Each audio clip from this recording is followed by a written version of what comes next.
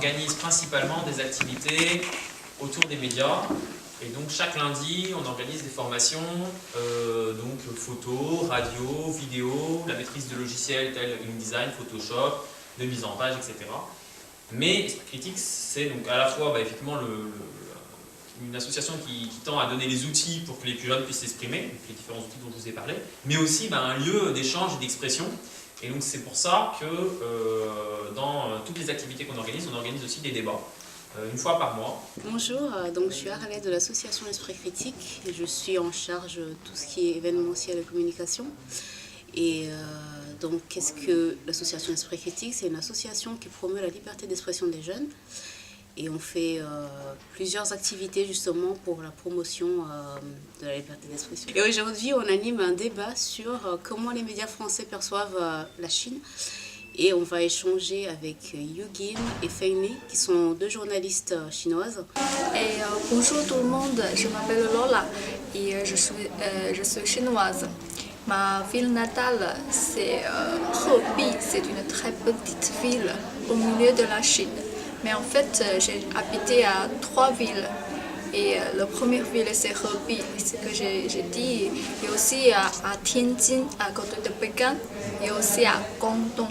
Parce que j'ai fait mes études à Guangdong à l'université Saint-Yinsen. C'est parce que j'ai participé à une réunion de journal international. Mais c'est pour ça que j'ai rencontré Gilem. Lui, elle m'a dit que peut-être on peut discuter sur la Chine. C'est un pays grand, mais les Français, c'est très peu. Il y a peu d'informations sur la Chine. Donc j'ai dit oui, c'est intéressant et donc c'est pour ça que je suis membre. Les sujets, ça sera assez varié. Ça partira sur l'économie, la politique, la culture. Et ça sera surtout vu de France. Et justement, l'idée, c'était de déconstruire les stéréotypes parce qu'on avait beaucoup d'informations dans les médias français, mais que parfois, ça ne correspondait pas à la réalité. Une fois qu'on était en Chine ou qu'on était chinois, on ne voyait pas vraiment pourquoi les médias français étaient préoccupés par certaines questions. Et aujourd'hui, justement, on va en débattre, on va en découdre tous ces mécanismes de construction de l'information et ça sera à la maison de l'étudiant. Pour l'instant, j'apprends la langue française à Lyon 2 CF. Et après, je voudrais postuler à l'université en France pour faire mes études en master. Ma spécialité est des relations publiques. Et donc, j'ai fait beaucoup de cours sur la communication, surtout les médias. Et aussi parce que j'ai participé à Journal international de Lyon. Donc c'est pour ça que j'ai écrit des articles sur la Chine. Et je trouve qu'en France, il y a beaucoup des articles sur la Chine. Mais la plupart sont plutôt négatifs. On peut discuter avec les Français ce qu'ils ont pensé ou ils pensent maintenant. Et pour cerner une image de la Chine. C'est ça. Et aujourd'hui, on veut discuter, en fait, la plupart, ce sont trois sujets. Le premier, c'est l'économie chinoise. Et deuxième, c'est un peu sensible, ce sont les sujets de Tibet ou Taïwan. Et aussi le troisième, c'est la liberté d'expression en Chine. C'est ça. Pour moi, parce que j'ai fait des stages dans les médias, donc je sais, c'est normal. C'est parce que chaque média et chaque pays ont leur propre cadre pour analyser, pour chercher des informations, c'est normal. Et aussi, d'après moi, je pense que c'est parce que la Chine est totalement différente que la France ou les pays occidentaux.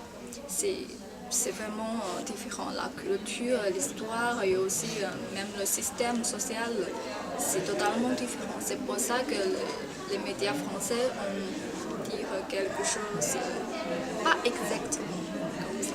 Participer à cette soirée pour essayer de faire une opinion plus construite que celle que je peux avoir maintenant, parce que c'est de multiplier simplement les points de vue pour se faire une idée plus correcte de la situation, parce qu'on n'a pas souvent l'occasion d'entendre d'entendre le point de vue directement de Chinois, mais beaucoup d'opinions sur la Chine.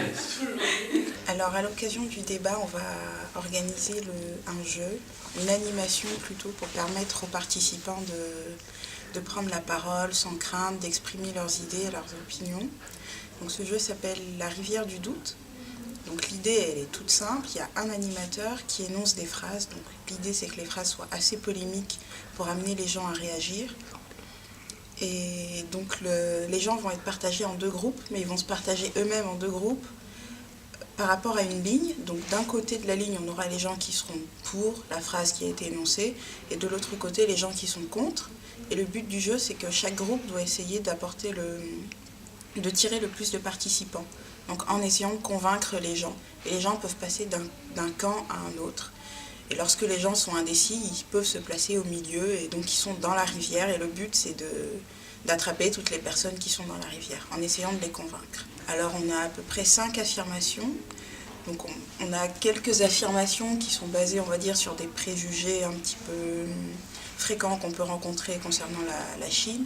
Des questions qui aussi... Des phrases qui ne sont pas forcément des préjugés, mais qui amènent à réfléchir, à poser d'autres questions. On a par exemple des phrases sur la thématique de l'environnement, donc la protection de l'environnement, des questions sur la liberté d'expression en Chine. C'est des choses qu'on aborde assez souvent dans les médias français, mais au final, on n'a pas vraiment d'informations.